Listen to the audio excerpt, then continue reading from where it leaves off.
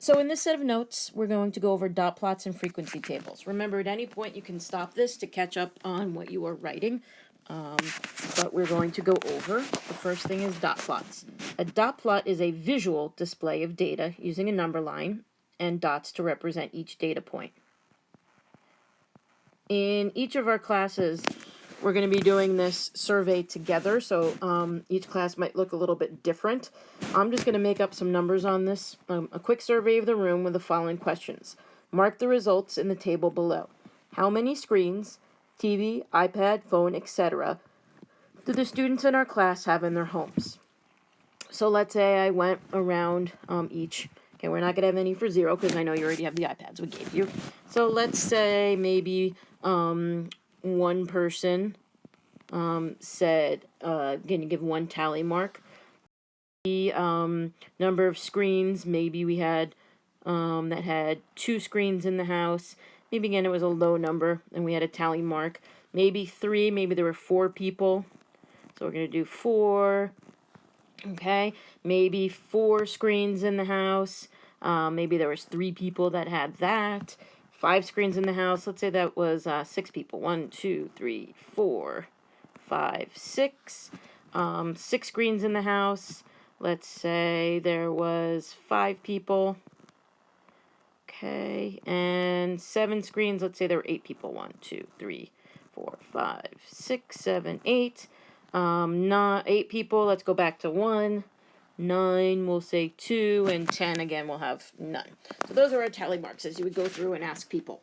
So instead of looking at tally marks, which is a little bit difficult, we're going to write the frequency, which is just a numerical number. So that would be 1.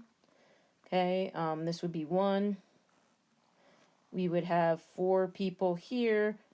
3, 6, 5, 8, 1, and 2.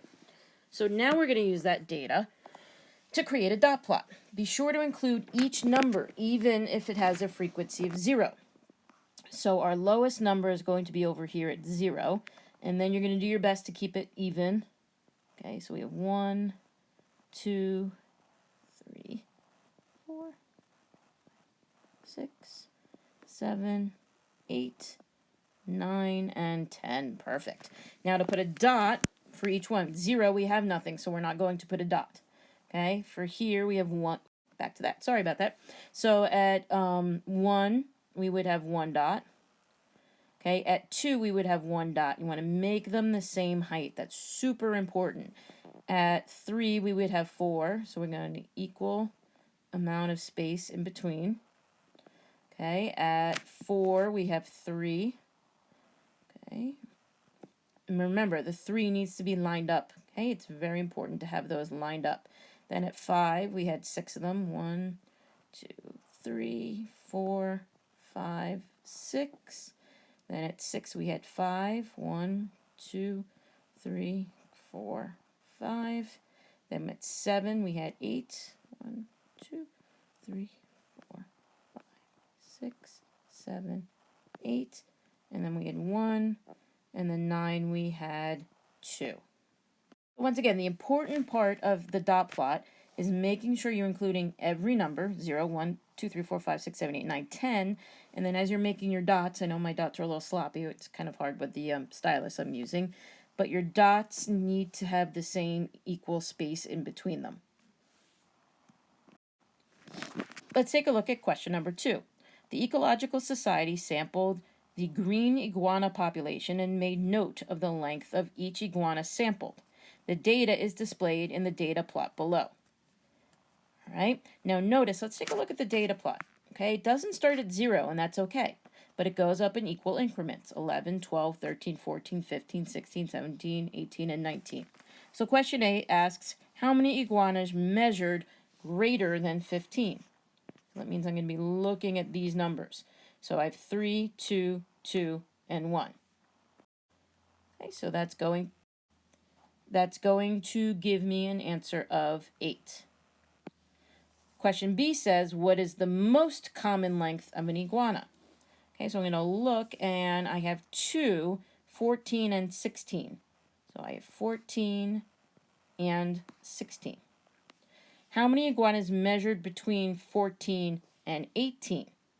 So I'll look, here's 14, here's 18, and then I'm just going to count up my dots. Okay, and it said between.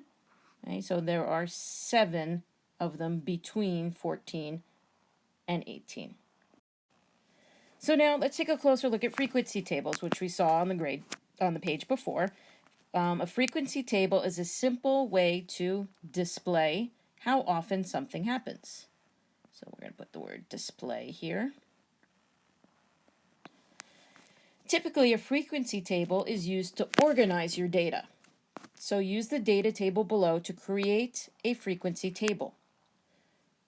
Let's zoom in here on number 3. The quiz grades below represent students in Mr. Avery's history class. So we have 85, we can see them all. So we're going to go at what's the least. Okay, so my least number in that is 70. Okay, and then it looks like my numbers kind of either end in a 0 or a 5. So now I'm going to go up by 5s all the way up to 95.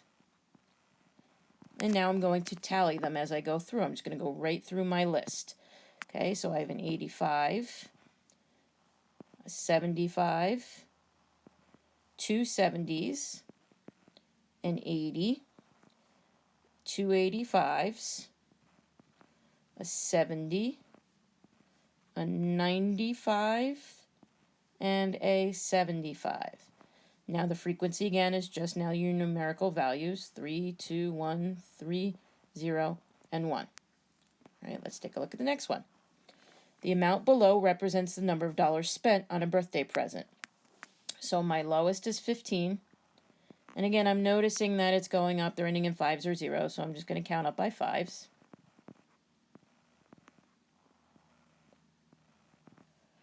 And now I'm going to tally. Just go right in order. I have a 15, 2 20s, a 30, 15, 2 30s, and a 25. My frequency is 2, 2, 1, 3, and 0. So, use the dot plot below to answer the questions.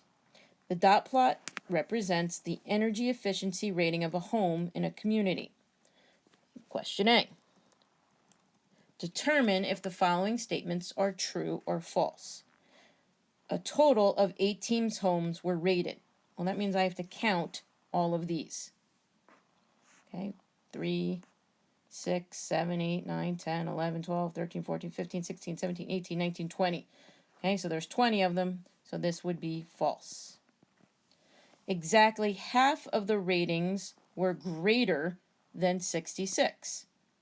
Okay, so we said there was 20 of them, so greater than 66. 1, 2, 3, 4, 5, 6, 7, 8, 9, 10. So that would be true. I just counted from here to here. The most common home rating was 66. Okay, well, here's 66, and 68 is taller, so this is a false. Let's go to part B. Complete the blanks below in order to make each statement true. Okay, the number of homes rated 58 to 64 accounts for blank of the homes.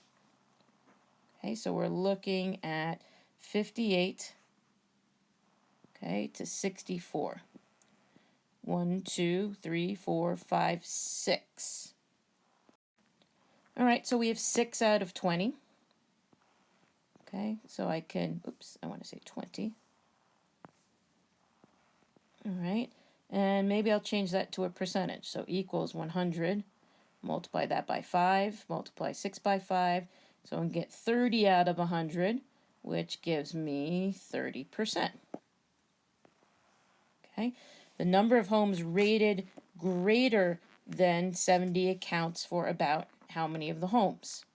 So let's see how many are greater than 70. Okay, there's 3 out of 20. Again, let's do this as a percentage.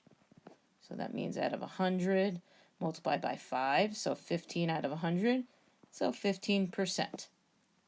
Okay, next, 50% of the homes were rated a score less than. Well, so we need to count up to see how many 10 would be. So I'm going to count up from the bottom. 1, 2, 3, 4, 5, 6, 7, 8, 9, 10. So right about here. Okay, there's 10, so it would be less than 68. Okay, less than 68. Notice I said that. 68, okay, does not count in there. All right, so take a look at this, okay, and go on to then the practice page.